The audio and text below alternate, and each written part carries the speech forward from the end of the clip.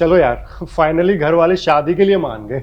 हाँ यार, मैंने नहीं सोचा था कि इतनी जल्दी मान जाएंगे। हाँ, अरे हाँ, मुझे इसी से याद आया कि जब तुम शादी करके घर आओगी तो तुम्हें कुछ चीजें चाहिए होंगी ना।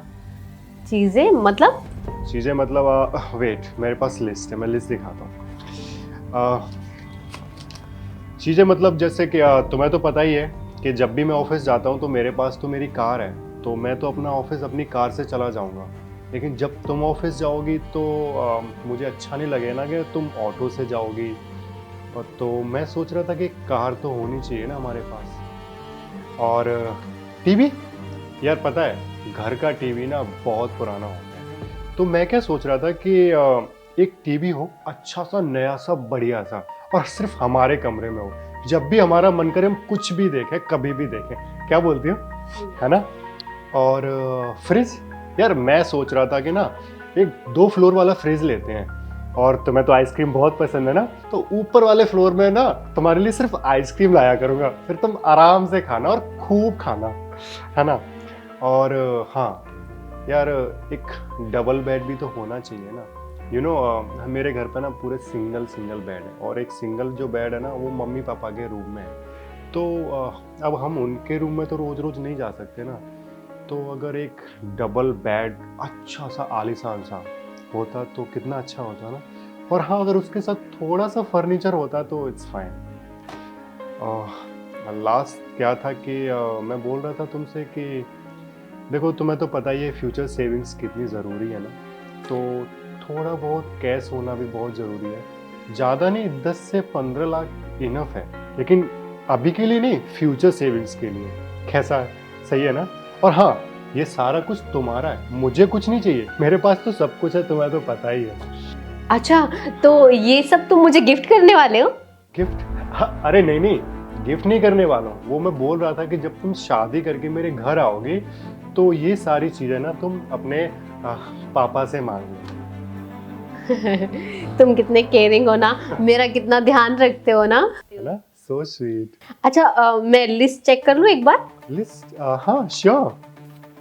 अच्छा, तो पहला क्या है? कार। मैं क्या सोच रही थी ना कि मुझे ना बचपन से हॉर्स राइडिंग का बहुत शौक है, तो मैं ना घोड़ा ले लेती हूँ, और जब मैं ऑफिस घोड़े से जाऊंगी कितना यूनिक होगा, सब मुझे देखेंगे, है ना? तुम पागल हो गई हो क्या? और तुम भी कभी कभी घोड़ा यूज कर लेना ऑफिस जाने के लिए, और पापा हॉस्पिटल जाने के लिए घोड़े से जा सकते हैं, और मम्मी शनिवार को मंदिर जाती है ना, वो भी घोड़ा लेके जा सकती है, और बहन भी। अब मैं ये डन कर रही हूँ। हाँ, तुम क्या बोले जा रही हो? घोड़े से ऑफिस कौन जाता है? ये डन। अच्छा, क्या है? फ्रिज।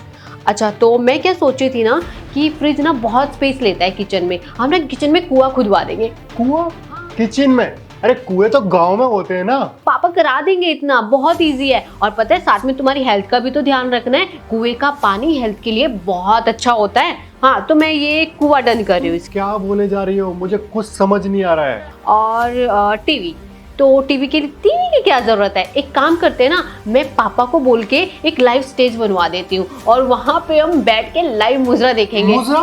घर में मम्मी पापा के सामने? तुम सच में पागल हो गई हो क्या? बहुत अच्छा लगेगा, मजा आएगा, और हम साथ में बैठ के लाइव मुजरा देखेंगे, है ना? तो मैं ये डन कर रही हूँ, ठीक है?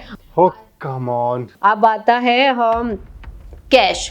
तो कैश के लिए हम क्या करेंगे कि हम तुम्हारी किडनी बेच देंगे। किडनी? हाँ, और तुम्हारे पास 2 किडनी है, तो एक से तुम जी लेना, ठीक तो है ना? और किडनी बेच के हमारे पास पैसे भी आ जाएंगे बहुत सारे। तुम क्या बोले जा रही हो? तुम सच में पागल हो गई हो क्या? सही तो बोल रही हूँ मैं बेबी, तुम मेरे लिए इतना भी नहीं कर सकते? तुम मेरे लिए अपनी किडनी नहीं बेच सकते? मेरे पापा भी तो मेरे लिए इतना कुछ कर रहे हैं ना। तुम सच में पागल हो गई हो। तुम क्या बोले जा रही हो? तुम्हें खुद भी पता है कुछ? मैं कुछ भी बोले जा रही हूँ या तुम कुछ भी बोले जा रहे हो? हाँ, तुम दहेज की मांग कर रहे हो।